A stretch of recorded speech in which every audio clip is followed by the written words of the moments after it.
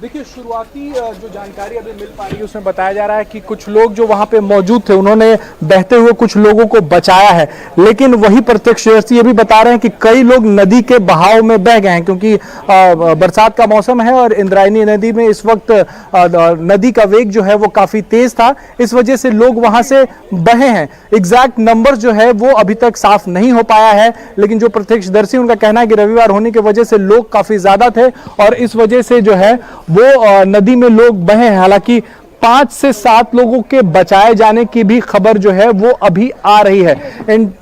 NDRF से के लोगों से जो हमारी बात हुई है उनका कहना है कि वो मौके पर पहुंच रहे हैं और कुछ ही मिनट में वो पहुंचेंगे और उसके बाद जो और फंसे हुए लोग हैं उनको निकालने की प्रक्रिया जो है वो शुरू होगी। पिनाज, बिल्कुल राजेश, तस्वीरें भी हमारे पास आ गई हैं, वो तस्वीरें भी हम अपने दर्शकों को दिखा रहे हैं। आप अगर इस घटनास्थल को बखूबी समझते हैं तो थोड़ा हमारे लिए आप अगर बता सकें। हम जो देख पा रहे हैं कि नदी के एक कोने से दूसरे छोर पर जाने के लिए पुल था, छोटा ही पुल लग रहा है लोहे का और कंक्रीट के पिलर्स पे ये पूरा पूरा टिका हुआ नजर आ रहा है। एक हिस्सा टूट के गिरा है। राजेश, ये कौन सा स्थल था? क्या काफी पुराना पुल था? कुछ इस बारे में कुछ जानकारी आपको भी हासिल हो पाई है? देखिए, कुंडमला का ये ब्रिज जो शुरुआती जानकारी मिल पा रही है उसमें बताया जा रहा है कि कुंडमला का ये ब्रिज है, मावल तालुका है, पुणे के पास मावल तालुका है और उसका जिला जो है पुणे है, लेकिन मावल तालुका में कुंडमला है, उसका ब्रिज था और इंद्रायणी नदी पर था।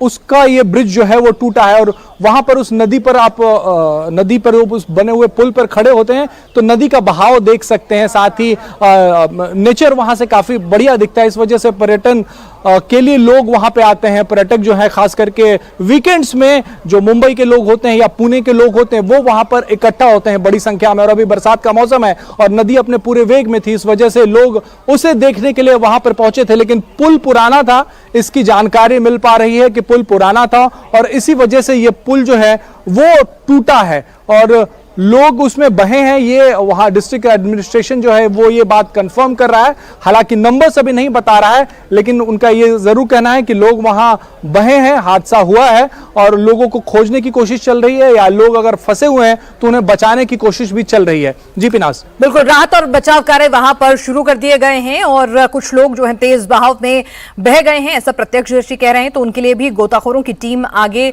लगा दी गई है।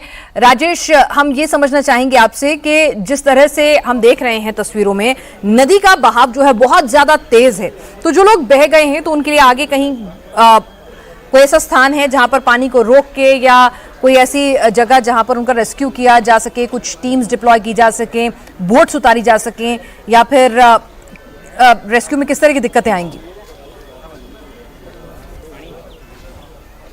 देखिए, अभी बरसात का मौसम है और खास करके पुणे और सतारा का जो इलाका है वहां पे पहाड़ कई सारे हैं और पहाड़ों पर जो बरसात होती है उन्हीं का पानी इंद्रायणी नदी में आता है। यही वजह है कि बरसात के मौसम में इसमें नदी की जो धारा रहती है, नदी का जो वेग रहता है वो काफी तेज रहता है, तो बहुत मुश्किल है कि कहीं पर जो लोग बहे हैं वो रुकेंगे और उन्हें बचाया जा सके। हालांकि एनडीआरएफ की टीम मौके पे पहुंच रही है, वो मौके जो स्पॉट है उसका असेसमेंट करेगी और उसके बाद ही ये साफ हो पाएगा कि क्या कहीं पर पानी को रोका जा सकता है या कहीं पर आगे बांध है जहां पर लोग जो हैं वो रुकेंगे जिनको बचाया जा सके। लेकिन फिलहाल जो तस्वीरें वहां से आ रही हैं, जो प्रत्यक्षदर्शियों से बात हो रही है उसमें यही बताया जा रहा है, साथ ही डिस्ट्रिक्ट एडमिनिस्ट्रेशन से जो हमारी बात हुई उसमें यही बताया जा रहा है कि वेग बहुत तेज है पानी का और इस वजह से जो लोग बहे हैं उनका फिलहाल कहीं अता पता नहीं चल पा रहा है। लेकिन कुछ लोग जो किनारे पर आ गए उस वक्त किस्मत से उन्हें जरूर वहां पर बचाया गया है। ये पुराना पुल था,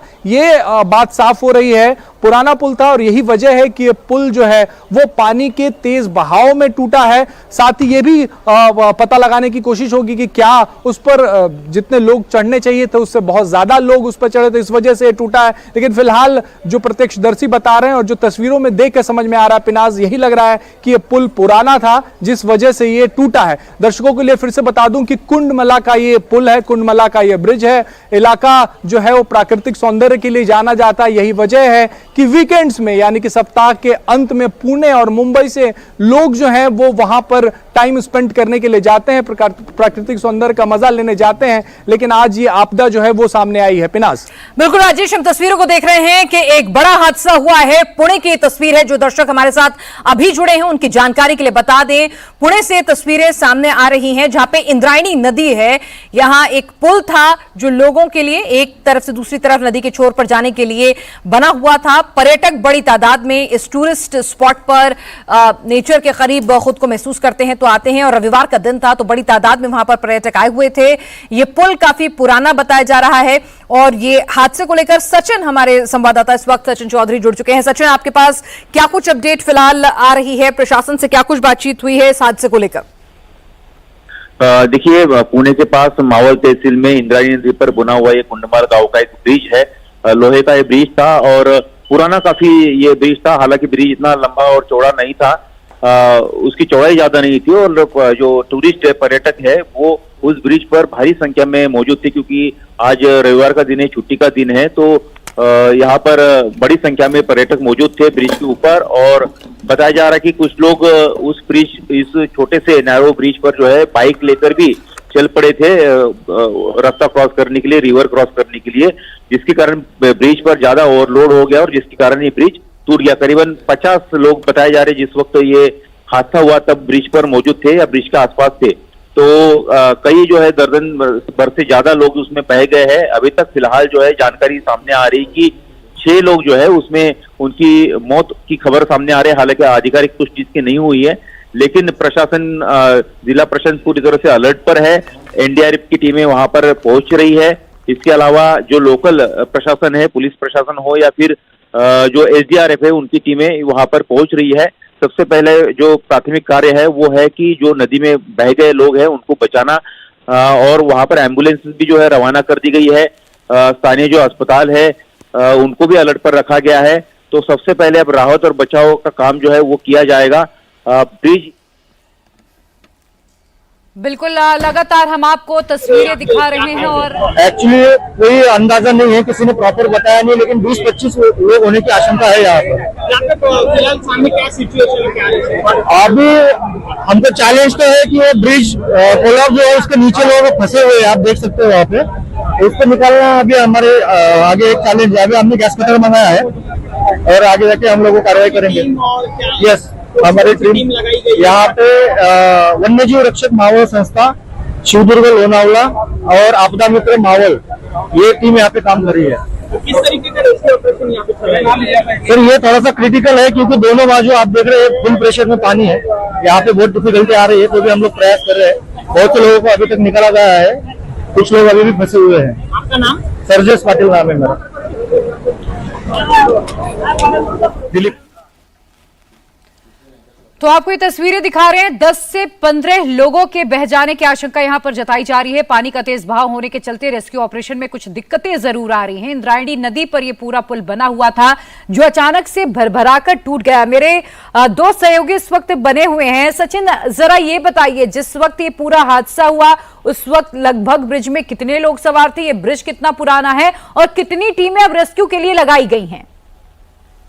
देखिए, एनडीआरएफ के जो 4 टीमें हैं, वो 4 जो स्क्वाड है उनको वहां पर रवाना किया गया है। इसके अलावा एसडीआरएफ और सबसे पहले तो वहां पर लोकल जो गांव के निवासी है और जो एनजीओज है जो काम करते हैं कि लोग में राहत और बचाव का, या फिर नदी किनारे या फिर इस तरह से टूरिस्ट स्पॉट पर राहत और बचाव की जो संस्था है, एनजीओज है, वो वहां पर फिलहाल जो फौरी तौर पर काम कर रही है।